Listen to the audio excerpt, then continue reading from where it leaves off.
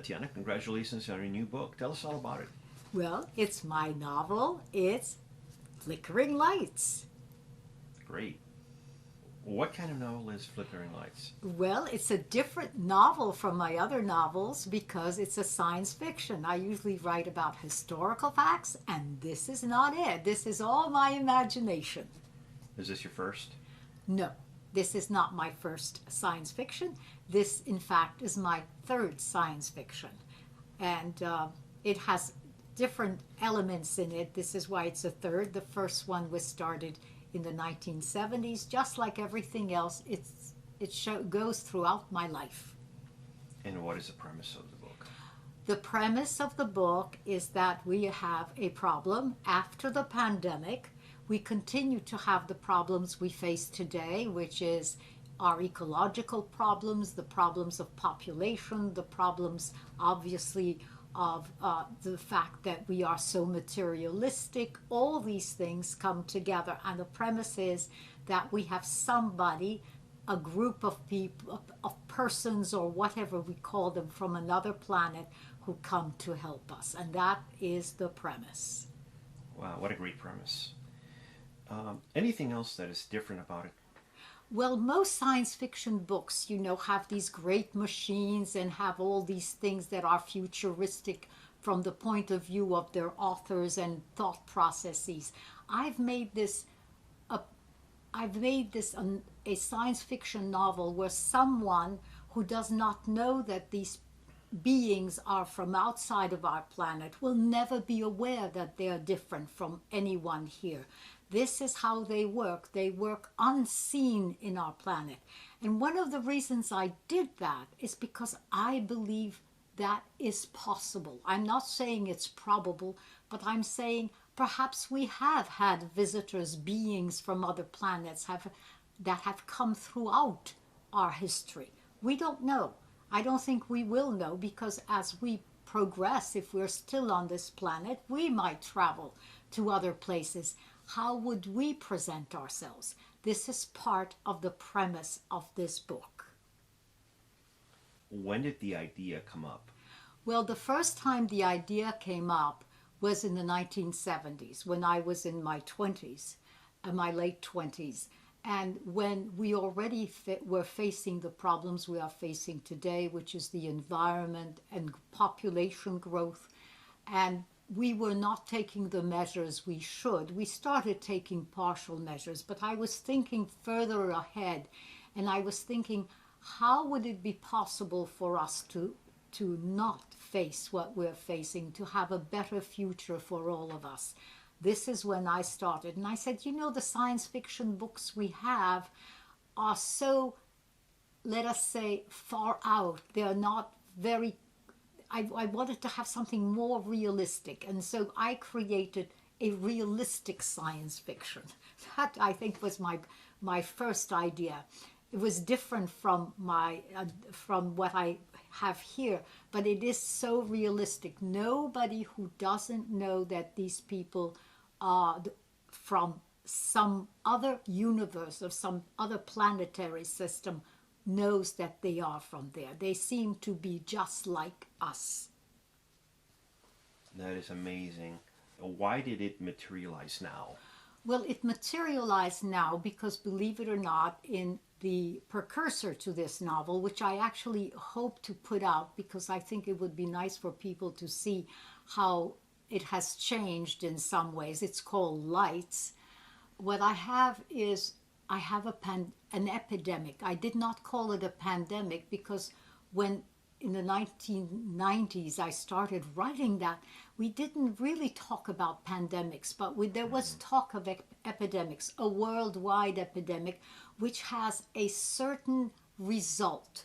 And it is based on that result that you have an experiment led by people, by beings who come from outside our planet. And only the heroine, the principal character in this book, who is human, really knows who they are or who one is and works with him. That's it. So that's the premise. Very different. I also had In the 1990s, I had foreseen what our computers were going to be doing today. So in writing this book, I tried to see if I could foresee what our computer technology, our internet, all of our communications could be like in the future. Not the far off future, but let us say the future a dozen years from now. And I understand you just got the copies of your actual book coming in your mail today. That's right. Congratulations. That is an incredible thing, and I'm so proud of this. I mean, it's actually, if you think about it, it is worth about 30 years of work, because it's no more than that, 50 years if you go back all the way to the 1970s, that I've worked on the idea of beings from other systems, from other planets, coming to try to help us through example, not by forcing us. That's through example. That's why I think maybe some of the people we've had before on our planet maybe were not from our own planet. We don't know. I don't think we'll ever know. Now, Tatiana, I understand that there is a podcast that you read part of that book. Tell us about that podcast. Well, in the podcast, it's the very first pages of the podcast. It's the introduction, and you don't know at all that the person, one of the people that you meet in the first chapter is someone from outside. But however, the little second reading brings you into a little world where you start seeing that this person is not quite what he seems. Mm-hmm. That is what I've done. And the whole book is that way. You have the normal human reactions, the normal human settings, and then you have the person. Of course, in doing this, I had to create a different country, 2 different countries, actually 3 different countries I wound up with. Wow. So, I mean, in order to bring in all of our problems, and that was it, to bring our problems of war and peace, to bring our problems of population growth, to bring our problems of dealing with the environment. So all of those problems are brought in by having 3 countries as examples, created countries. Now, where can people find the book? Well, the people can find the book by writing my name, going to Amazon with the title. My name, the title, and go to Amazon with it, and you will have the book. Simple enough. And you can have a written version, or you can have a Kindle version. A Kindle version, so either one. Both are available. And I wanted to bring up something that I haven't brought up. I made the hero and the heroine different because, I'm of a certain age. And when I created the first science fiction novel, I had the main characters reflect are people who are in their 20s, 30s. My second one, written in the 90s, has people in their 40s. And I decided we never have heroes and heroines who are my age or near my age. So in this novel, we have elders who are heroes and heroines. They're the active ones. For a change, because we always have young people as active ones. So I have people my age who are heroes and heroines. Both these people are people who could be retired citizens, but we have to realize something.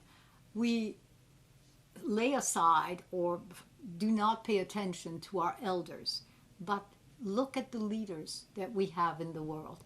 They're all people who could qualify for retirement. Mm-hmm. It always amazes me, Tatiana, when I visit with you, that you worked for how many years at the United Nations? I worked at the United Nations starting in 1969, and the last time I worked directly for the United Nations was in 1994, 1995. But I am still a representative of an organization to what is called now the Civil Society Unit of the United Nations in the Global Communications Department. I'm still active with the United Nations. In spite of the fact that you've been with the United Nations for a long time, that you were able to write these great books. Well, you know, there are people who spend a great deal of time doing one thing or another. I always spent part of my time, whether I was home or on mission, wherever I was. I could be in Africa, I could be in Asia. I always had pieces of paper, because you have to realize that before 1990, you didn't have too many portable computers or tablets or anything like that. Tablets had come even much later. But I always had something with me to write, and I wrote. I wrote all the time. Tell us a little bit about the other books. Well, the other books are all normal historical novels. The first one is the only one that is not about the UN system, the international world, and that is Before They Cut the Ivy. And that is based on an American elite university for women before the Ivy League was open to women in the 1960s. Then I have a book which follows, which is a very short one, on a hostage situation in the 1970s. That was a particular time when many hostage situations happened throughout the world, and so it's a very realistic one. And I must say, in a funny way, I have been a hostage, otherwise I would not write about a hostage situation. Everything Exactly. I do is based on truth. And then I wrote A Question of Seduction. Oh, Choices before A Question of Seduction. Choices is about an American woman who works in Africa for the United Nations system, and the choices she has to make. And this goes back to the 1980s. Then I have A Question of Seduction, which is an international romance with a very dark background, but one which also goes into the realities of why the world changed at the end of the 1980s, with facts that some people do not understand or know at all or appreciate, and I hope they will appreciate when they read that. And then we have Flickering Lights. Fantastic. Tatiana, anything you want to add to your readers that have read? I understand you have a lot of great reviews on your other books as well. Well, I hope that people do read this, that they make comments about it. If you buy it, and you can make comments about it. If you just get a copy, otherwise you can't make comments on it.